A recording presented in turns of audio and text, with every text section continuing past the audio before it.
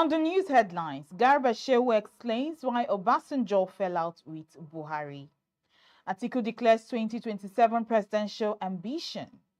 ASU demands suspension of new universities. Pastor Adefarasi says Britain, not God, created Nigeria. Thanks for joining us on Leadership TV News. I am Cynthia Onwado. Here is the news in detail. Former presidential spokesman Malam Garba Shehu has highlighted a strained relationship between former President Olusegun Obasanjo and the late President Muhammadu Buhari. This followed Obasanjo's recent scathing verdict describing Buhari's 2015 to 2023 administration as Nigeria's worst civil government. Shehu responded by saying that Obasanjo's criticism was rooted in personal resentment. He pointed to his book, according to the president, Lessons from a Presidential Spokesman's Experience, which detailed the reasons behind the rift. According to Shehu, Buhari deeply respected Obasanjo, but their relationship collapsed after the latter allegedly demanded that a preferred contractor be awarded the Mambila Power Project. He insisted, or rather, he said, Buhari declined the request and insisted on following due process. Shehu maintained that despite their differences, Buhari never ceased to hold Obasanjo in high regard.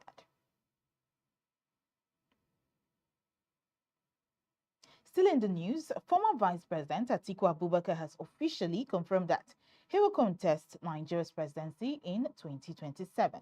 Atiku, the People's Democratic Party PDP candidate in the 2023 general election, made this position clear through his spokesperson Tunde Olusegun, insisting that his ambition remains alive despite speculations. Speaking from his residence in the United Arab Emirates, Atiku dismissed reports suggesting he was stepping away from presidential politics. He clarified that remarks credited to Professor Ola Olateju of Achievers University, which implied he had shifted focus, were unauthorized. Atiku declared, "I will run in 2027. Nigeria needs to be decisively rescued from the intensive care unit it has been consigned to. The degeneration, the poverty, the anguish, these are unacceptable." He vowed to lead a broad opposition coalition against the ruling All Progressives Congress (APC), stressing that Nigerians will witness a strong challenge in the next election. Atiku also accused the APC administration of unprecedented corruption and mismanagement and pledged to restore accountability and values in governance. The former vice president, who has contested the presidency multiple times, said his resolve is not about personal ambition, but about rescuing and rebuilding the nation. And now the Yola Zone of the Academic Staff Union of Universities, ASU, has called on the federal government to suspend actions on establishing 9 newly built approved universities until existing institutions are adequately funded, staffed, and equipped. At a press conference in Yola on Monday, Zonal Coordinator Danny Maman, represented by Mr. Mbave Joshua of Taraba State University, warned that failure to hit the call could trigger fresh industrial action. ASU described the approval of universities as a continuation of the systematic destruction of Nigeria's higher education system.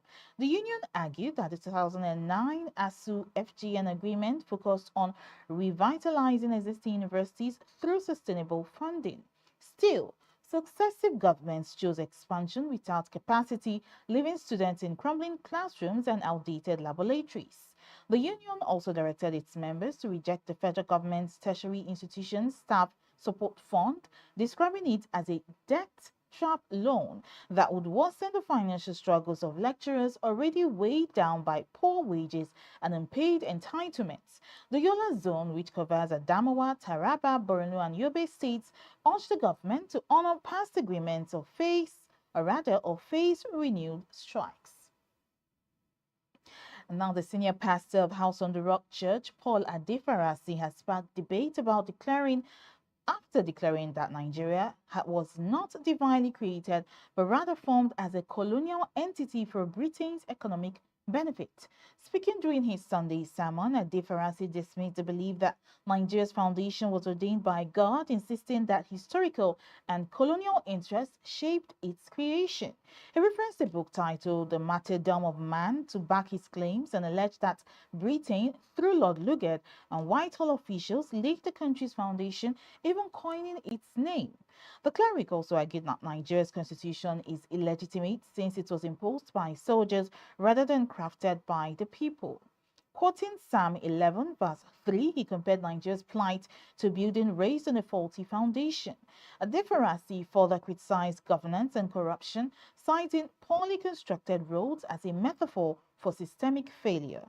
He alleged that contracts are often designed for repeated awards instead of long-lasting results.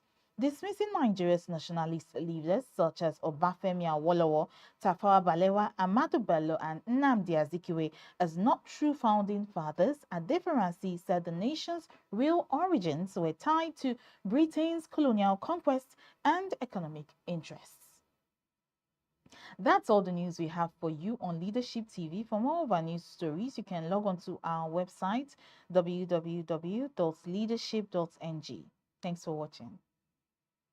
Thank you for watching. For sponsorship and advert placements, please contact 080-3688-6158. Last Word Leadership Podcast Studio. You have the last word.